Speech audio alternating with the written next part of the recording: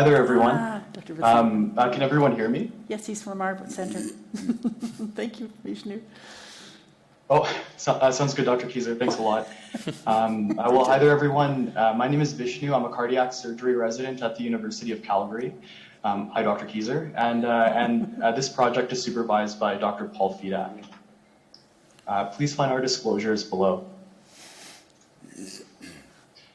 So let's start with the central message. The main take-home message of this presentation is that we used a novel hardening bone putty and applied it between the sternal halves after sternotomy and to close sternotomy, and we called this enhanced sternal closure.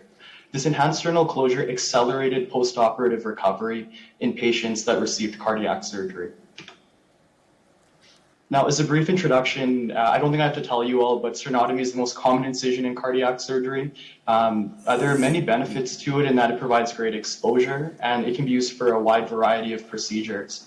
But it does come at a cost. It can cause postoperative pain, respiratory splinting, impairment of recovery after the surgery, and also it places the patient at risk of many catastrophic complications.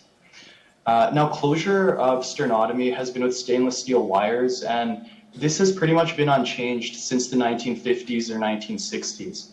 And one of the main issues with this is that even though it's reliable, it doesn't prevent sternal micromotion.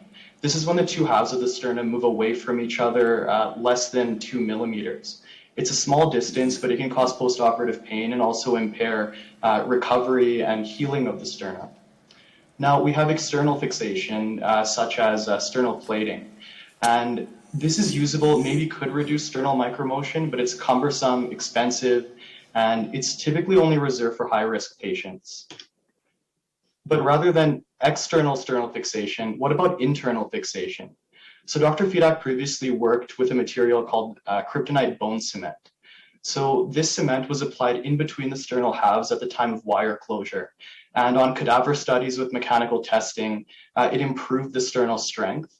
And then in a randomized control pilot study, it also improved patient recovery in terms of physical function, quality of life, pain, and also inspiratory capacity. But there were issues with kryptonite as a company and also availability for the material. So now we shift our attention to montage hardening bone putty. So rather than a less viscous cement, this bone putty has easier handling characteristics. The way it works is that you take parts A and B, you mix them together, and now you have a putty that has a setting or hardening reaction going on. Then the putty can be applied to the cut edge of each hemisternum during wire closure. And after the wires are tightened, the putty can interdigitate and fill gaps. It can also prevent sternal micromotion, and that's what we call enhanced sternal closure in this case. So we wanted to study this putty with a randomized control pilot. We had two groups. Both groups used stainless steel wire closure, but the ESC or enhanced sternal closure group, which was our treatment group, also had the adhesive putty. Now, when we compared both groups in terms of demographics, there were no differences in key sternum-specific parameters like BMI and diabetes. And in terms of safety outcomes, just for the sake of time, there were no device-related complications, and ESC had a similar safety profile to the current gold standard, which was our control. But where we started to see differences was in the post-operative recovery. So we looked at physical function and quality of life. Physical function was examined with the HAQ index, or HAQ. So the HAQ index looks at a patient's ability to independently perform activities of daily living. And then quality of life was examined with EQ5D. So that's examining a patient's perception of their own quality of life and also their mental state. And for both of these parameters, by day 5 or discharge, we started to see improvements in the ESC group compared to control. But the raw numbers to us are not as important as recovering to baseline. So again, looking at those same parameters, for physical function, we saw that ESC or the ESC group had a higher proportion of patients that recovered to their physical function baseline at week 2 and week 4. And then when we look at EQ5D or quality of life, again, a higher proportion of ESC patients recovered to their quality of life baseline by day 5 or discharge. And along with this, we looked at pain scores, a simple scale from 0 to 10. And here we saw that ESC accelerated reduction in pain by postoperative day 5 in a variety of settings, as you can see on the screen. And it seems that all of these results kind of came together because there was also an improvement in time to discharge. So there was a reduction in time to discharge in the ESC group, and there was also a reduction in the time in ICU. The median time to discharge in the control group was 6 days, and the median time in the ESC group was 5 days. And then finally, looking at respiratory function, a higher proportion of patients in the ESC group recovered to 60% of their baseline FVC when we used portable spirometry. And this was at day 5 or discharge. And a similar trend was seen for FEV1. So overall, enhanced sternal closure with the montage putty demonstrates safety in our pilot study. It reduces early postoperative pain, and it also accelerated recovery of function and quality of life. And we also saw that reduced time to discharge, and this may provide substantial cost benefit to the healthcare system. And in terms of future directions, we want to compare this with minimally invasive cardiac surgery. And also in the future, we want to investigate recovery without sternal precautions using this putty.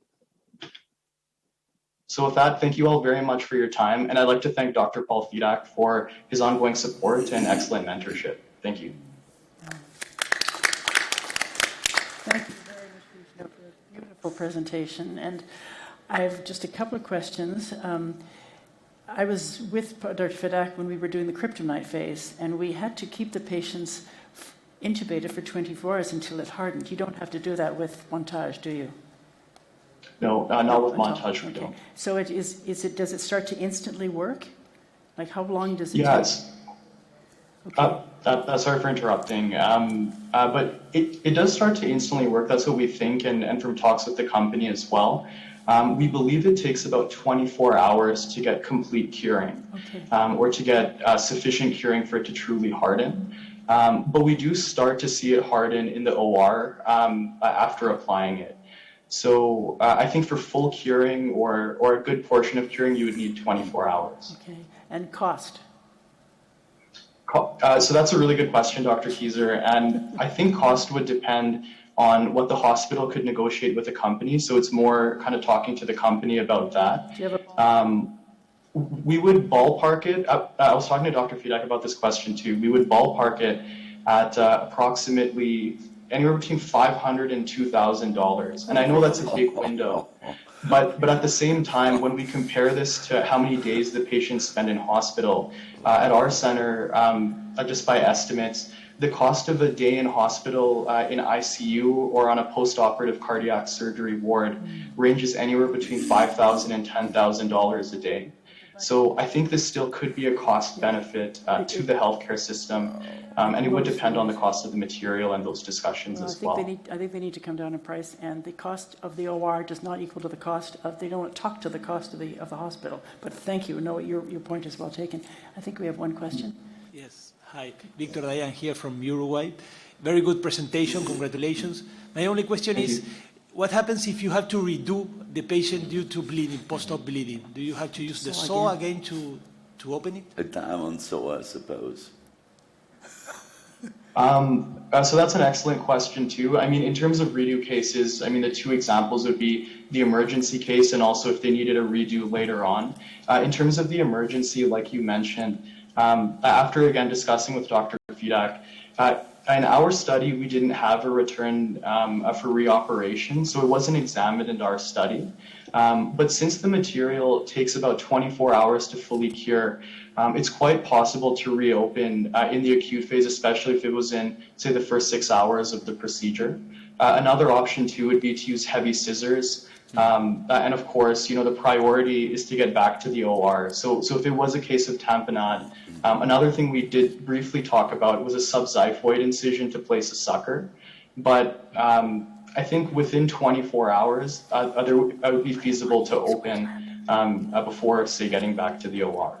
But we didn't examine that in our study, and it didn't occur in our study. Okay. I'm afraid I'm going to have to go. I am on the EX wet lab. I'm starting at noon. So sorry, people. They've overbooked me. Thank you. Thank you very much. Thank you all very much. We also have